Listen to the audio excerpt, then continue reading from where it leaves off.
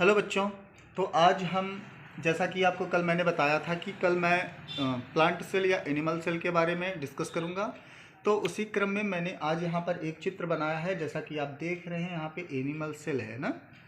तो अभी हम चित्र को क्रम से थोड़ा थोड़ा करके देख रहे हैं। उसके बाद जब मैं इस टॉपिक को डिटेल में इस चैप्टर को पढ़ाऊँगा सेल बायोलॉजी, तो इन सभी ऑर्गेनेल जो इसके अंदर हम पिछला जो हम प्रोकैरियोट के बारे में पढ़े या फिर जब यूकैरियोट के बारे में पढ़ेंगे, इसी तरीके से प्लांट या एनिमल सेल के बारे में जब भी पढ़ेंगे तो उसके ऑर्गेनेल्स के बारे में हम डिटेल में अच्छे से अध्ययन करेंगे। सबसे पहले हमको देखना है कि ये क्या है, एक एनिमल सेल है। स्ट्रक्चर आप लोग बहुत अच्छे से देख पा रहे होंगे। तो यहाँ पर इसके अंदर जो है इसके सभी अंगक जो भी ऑर्गेनेल्स हैं वो प्रेजेंट हैं। जैसे ए क्या है, जो सबसे आउटर लेयर ऑफ मेम्ब्रेन, मैंने थोड़ा मोटा सा इसका बॉर्डर बनाया है, इसको बोलते हैं सेल मेम्ब्रेन। सेल मेम्ब्रेन यानी कोशिका झिल्ली।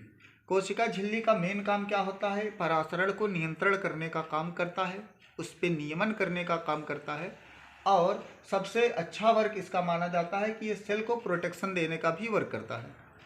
ये रहा हमारा सेल मेम्ब्रेन, जो क्या है इसका आउटर मोस्ट लेयर है। इसको हम प्लाज्मा मेम्ब्रेन के भी नाम से जानते हैं, ठीक है।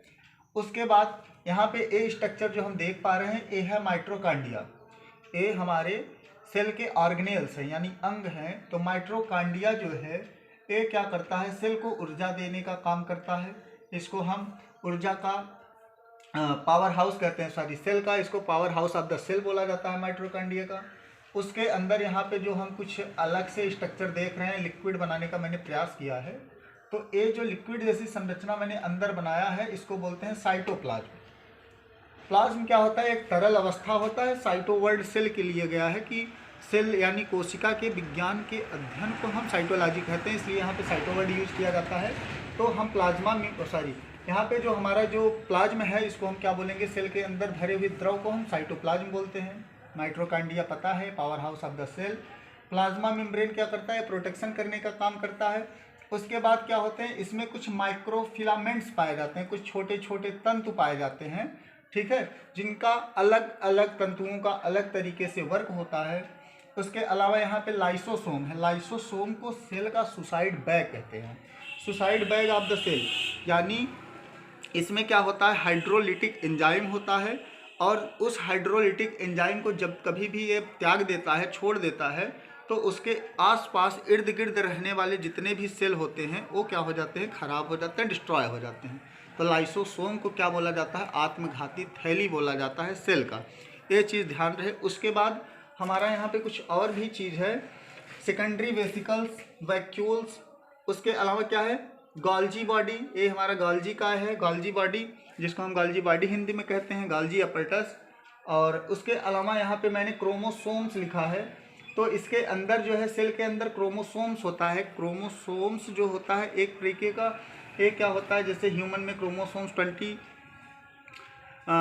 पेयर में पाए जाते हैं, 46। तो ये क्या होते हैं, हमारे सेल के ही अंदर प्रेजेंट होते हैं। इस चीज़ को ध्यान रहे।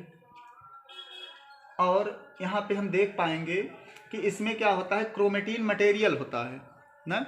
क्रोमेटिन मटेरियल मतलब ये क्रोमोसोमल मटेरियल जो होते हैं, क्रोमेटिन मटेरियल, इसी के ऊपर हमारा जो अनुवांशिक पदार्थ होता है, जैसे डीएनए या आरएनए ना, विभिन्न जीवों में अलग अलग प्रकार के अनुवांशिक पदार्थ होते हैं। जैसे अगर हम बात करें ह्यूमन बीइंग्स या फिर अदर एनिमल्स जो हमारे आसपास दिखाई पड़ते हैं, तो मैक्सिमम अधिकांश जीवों का जो अनुवांशिक पदार्थ होता है वो डीएनए ही होता है।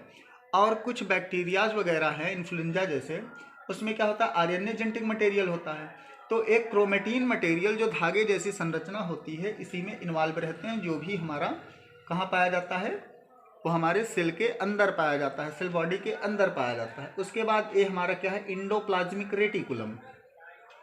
एंडोप्लाज्मिक रेटिकुलम बच्चे दो तरीके का होता है। एक तो होता है स्मूथ एंडोप्लाज्मिक रेटिकुलम, दूसरा क्या होता है, रफ एंडोप्लाज्मिक रेटिकुलम। जो रफ पार्ट होता है एंडोप्लाज्मिक रेटिकुलम का, वो प्रोटीन सिंथेसिस में पार्टिसिपेट करता है, उससे प्रोटीन का संश्लेषण होता है। और यहाँ पे मैंने राइबोसोम का भी स्ट्रक्चर बना दिया है। एक बार आप लोग सब चीज़ों की नीमिंग अच्छी तरीके से क्लियर करके देख लें, ताकि चित्र बनाना थोड़ा आसान हो जाए। मैं चित्र में केवल चित्र ही बनाने की विधि और उसके नेमिंग के बारे में आप लोगों को समझाना चाह रहा था।